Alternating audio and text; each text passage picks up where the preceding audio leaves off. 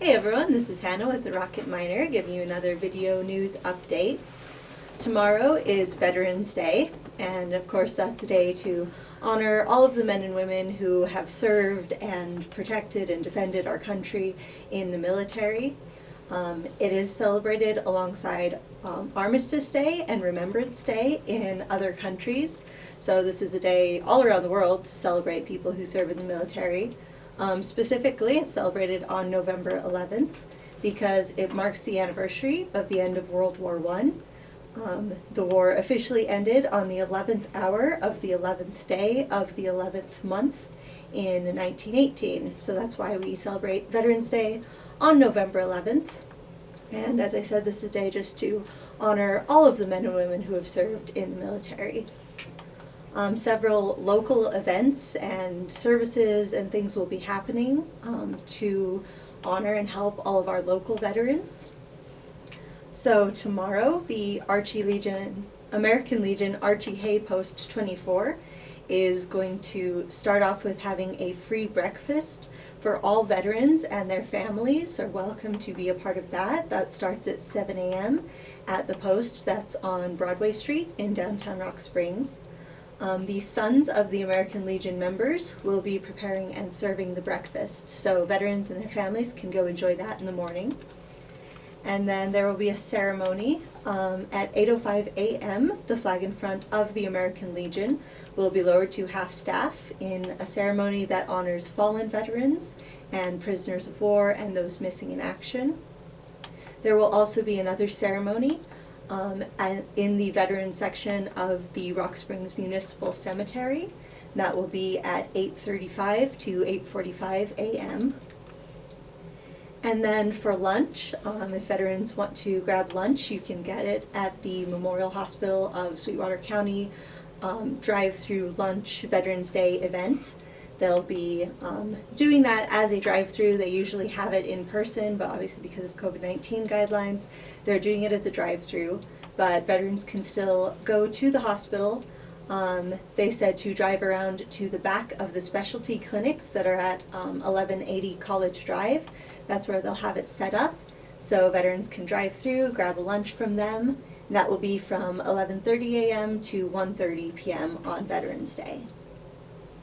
Also then on Thursday, the day after Veterans Day, the Green River American Legion is going to be hosting a Veterans Job Service event that will be from 4 to 7 p.m. at their post in Green River. That will have information on employment opportunities, resume writing help, and just guidance on topics like college grants and just ways to help veterans find employment or education. So lots of resources available there. So anyone who needs to can check that out and use those resources that day. Also, the Rocket Miner always does the annual Veterans Day edition of the paper that will be coming out on Veterans Day, since it's on a Wednesday this year. So that will be tomorrow's paper, November 11th. You can grab a copy of the Rocket Miner and check. We always have the veterans pages that features local veterans, so you can get a copy and look through that as well. Today I also wanted to give you another COVID-19 update, just let you know where we're at with the numbers and things, as we have had another pretty crazy day with cases going up significantly again. The Wyoming Department of Health is reporting that today we're at 16,442 confirmed cases of the virus in Wyoming and 2,800 probable cases. That is 1,131 new confirmed cases since yesterday. So just over 1,100 new cases in one day. That's probably the highest as far as I'm aware. That might be a new record for new cases in a single day. That puts us just over 8,000 active cases today. We have 8,017 active cases in Wyoming, which is up by 820 since where we were at yesterday. Unfortunately today the death count total also rose. We're at 127 total COVID-related deaths for Wyoming. We got to that number today with an additional 13 deaths being reported by the Wyoming Department of Health. Several of these were residents of long-term care facilities. but several of these deaths were spread out among different counties. Some of them did not have health conditions that put them at higher risk, or it's unclear whether or not they did. So even though most of the deaths we've seen to this point have been older residents and residents with pre-existing health conditions, that's not always the case. And just want to remind people that the people who are dying from COVID aren't necessarily just people who were already on death's door anyways. Most of these people do have health conditions, but probably would not have died anytime soon had they not gotten COVID. So that's just something to keep in mind as you look at those numbers. To give a local update from what I talked about last time with the schools and the school districts and where they're at, School District number 1 said that they are planning to stay in person and at that Tier 1 level as long as they can. As long as they're not mandated to go online, then they will keep doing in-person instruction. School District number 2 is also planning to stay in person as much as they can, but they are going to take a day to practice distance learning and to practice what Tier 3 would look like. So the students will be at school, but they'll be doing their classes as if they were doing it from home so that they can get a feel for what that will be like and be prepared just in case that does happen. Also today, Governor Mark Gordon held a virtual meeting to ask for input from people across Wyoming, specifically from members of local chambers of commerce throughout the state, to get input and feedback and have a discussion about how we can respond to and deal with the rising COVID numbers that we've seen across our state without needing to shut anything down or take steps backwards in health orders. He had that meeting and just listened to input from different people. He said during that meeting that he wants people to be able to enjoy the upcoming holidays, especially to enjoy Thanksgiving and Christmas with their families and their communities.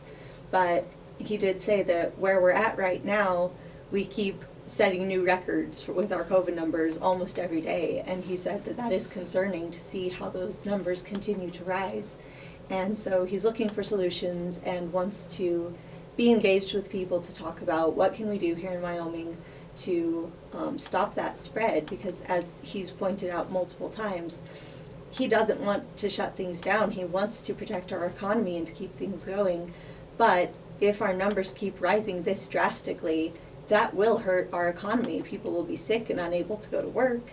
There are just multiple problems with how our case numbers continuing to rise like this will ultimately harm our economy in the long run. So he's looking for solutions and talking to people about what can be done about that.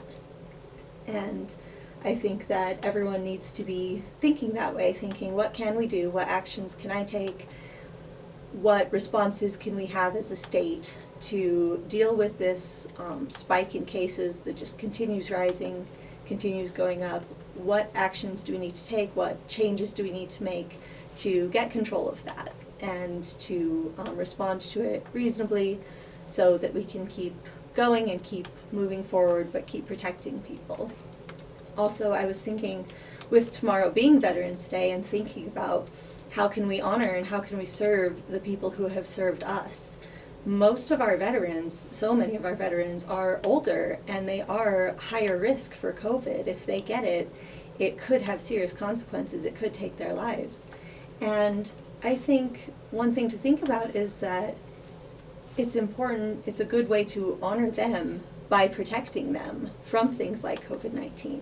So if we can take steps ourselves to limit the spread and to protect the people around us, that's one way to protect our veterans who are in that population of people who are more at risk from it.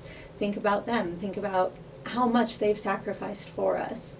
And we can make sacrifices like wearing a mask or taking these relatively simple steps in order to protect them. It's not much to ask, and it's just little things we can do to show them that we love them and care about them and want to protect them and serve them because of how they have protected and served us. So wanted to give you those updates. Just hope that everyone has a great Veterans Day. Find ways to share and express your love and respect and honor for veterans, and thank them for all of their service. And I hope everyone has a good night tonight.